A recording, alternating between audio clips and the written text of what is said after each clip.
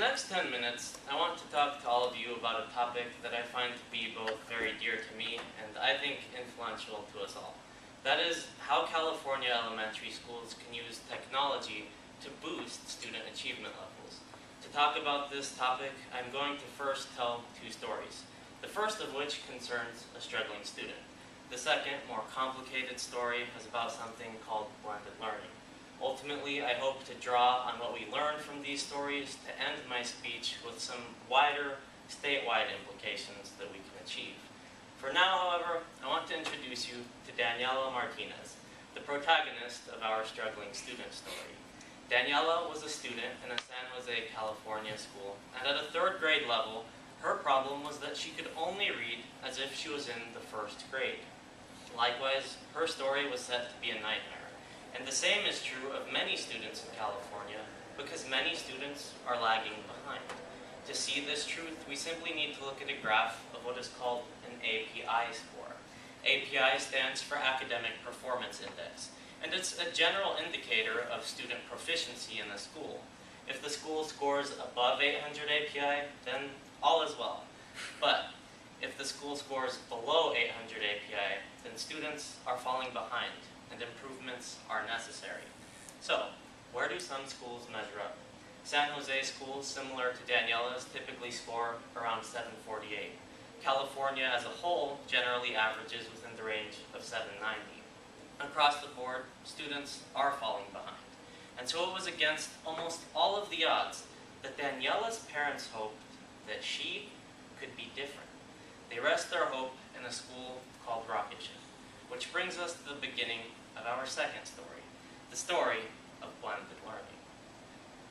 For those of you who have never heard of it, blended learning is essentially any teaching model in which students are able to learn from both face-to-face instruction with teachers, as well as the use of educational computer programs.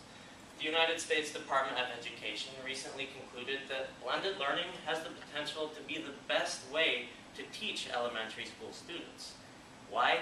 Because it uses every aspect of the classroom to the best of its ability. Teachers, for example, are utilized to teach higher order thinking and socio-emotional skills that, put simply, a computer could never teach. Inversely, computers offer endless streams of feedback and practice questions that no one expects a teacher to have the time to be able to come up with. The problem with blended learning, however, is that its history is similar to that of a California elementary school. For some reason, it has just never met up to all of our great expectations. When it comes to the failures of blended learning, few individuals are more informed than Larry Cuban, a current Stanford professor of education.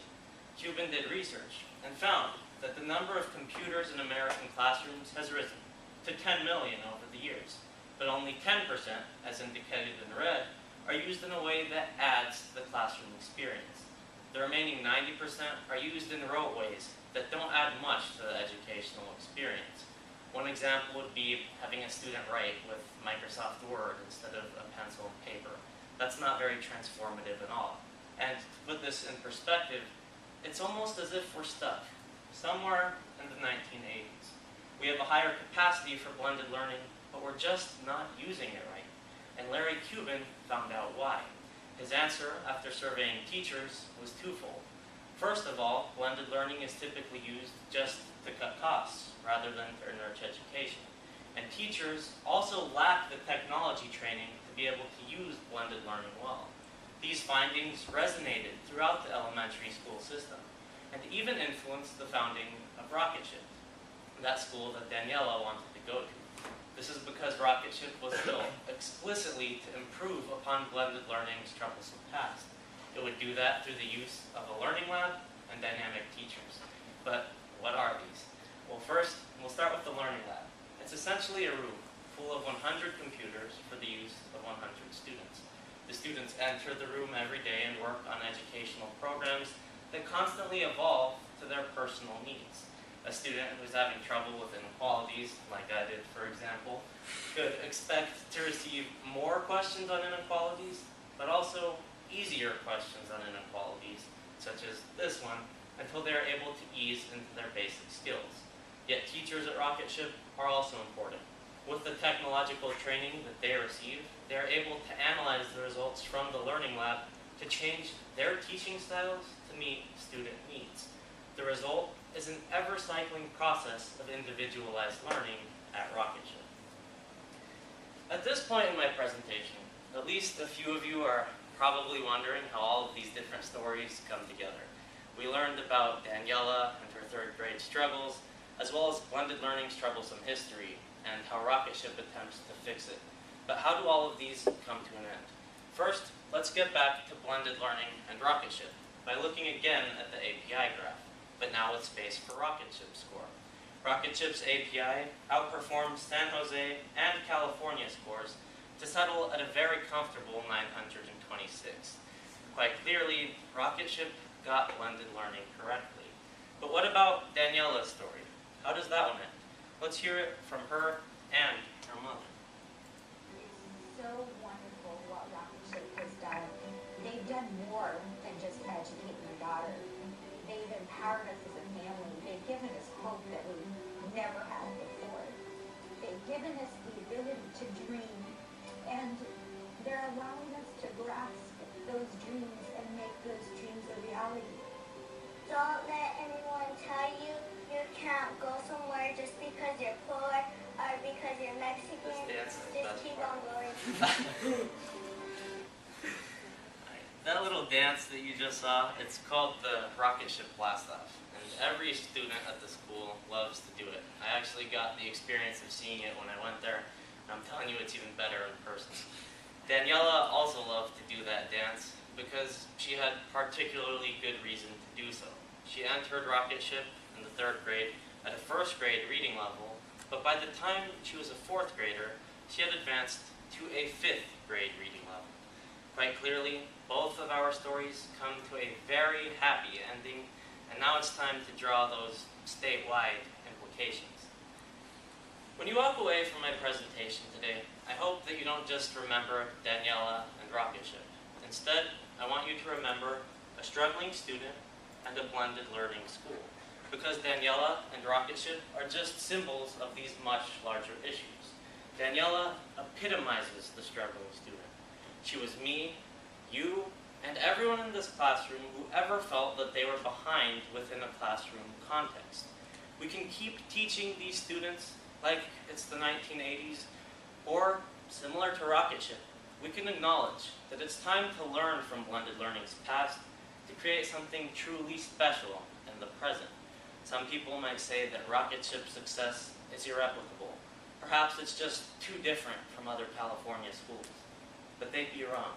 Rocketship receives the same funding, serves 80% low-income students, and it's not a private school. Instead, it's a public school. Likewise, most schools can learn from Rocketship, especially because it just makes a few small changes that have really widespread effects. Namely, Rocketship teaches us that schools need to use blended learning in a way that actually enriches education rather than just cuts cost. But even more than that, teachers also need to receive technological training. It doesn't cost that much, and if Rocketship can afford it, then other schools can too. Now, our vision of what California's future elementary schools should look like should be remarkably clear. They are composed of blended learning classrooms, and a number of students who, just like a certain third grader in San Jose, are ready to blast off the full potential. Thank you.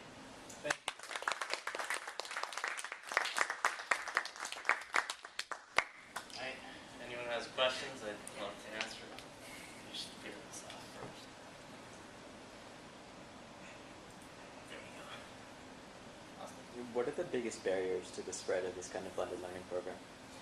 I'd say that the biggest barriers are actually teachers' unions, and thank you for asking that question, because that's something I didn't really get to cover. It's really complicated, and I didn't have time for it. But a lot of teachers' unions are actually afraid that with technology, they're kind of going to get their jobs stolen from them. So they actually resist blended learning a lot. But what should be realized is that blended learning can't work on its own. By its own name, it's something that's blended and therefore mixed. Teachers need to work with technology, and we need to teach teachers essentially that it's not an oppositional process, but we're just trying to integrate them with something that will actually make them better. Anyone else? I guess like since it is blended learning, at Rocket Ship, how much time is spent on the computers versus like being taught by a teacher? It's typically about 100 minutes, which is a little bit less than 2 hours. It does vary a bit based on where the student is in their learning process. For example, if they need a lot of help with basic skills, then they might stay in the learning lab for just a little bit longer so they can get that extra help. But on the average day, it's about 2 hours.